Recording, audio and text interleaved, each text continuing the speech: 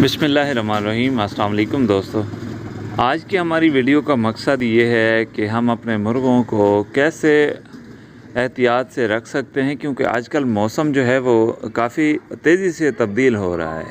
ہر دن تھوڑی زیادہ ٹھنڈ پڑ رہی ہے، تو اس وجہ سے ہم لوگوں نے جو اپنے مرغیاں ہیں ان کو صبح اس کو گھاس میں نہیں چھوڑنا، کیونکہ اگر گھاس میں چھوڑیں گے تو گھاس میں نمی پڑی ہوگی، جسے سرائیکی زبان میں تریڑ بھی کہتے ہیں۔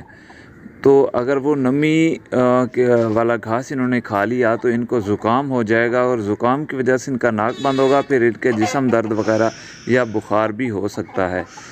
تو اس سچویشن میں پھر ہمیں پریشانی ہوگی۔ تو پریشانی سے بچنے کے لیے صبح مرغیوں کو جو ہے وہ دانہ پانی کریں، لیکن پانی گرم دیں۔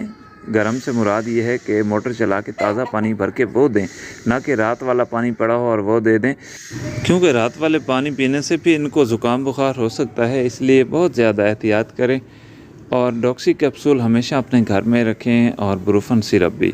اگر اللہ نہ کرے ان کو کسی قسم کا کوئی انفیکشن ہوتا ہے تو اس میں آپ ڈاکسی کیپسول اینٹی بائیوٹک ہے وہ آپ دے سکتے ہیں۔ انشاءاللہ تعالیٰ اس سے آپ کے پرندے جلدی ہی بہتری کی طرف شروع ہوں گے۔ اور اس کے بعد جو ہے بروفن سرپ آپ دے سکتے ہیں احتیاط کے طور پر، تاکہ ان کو بخار نہ ہو۔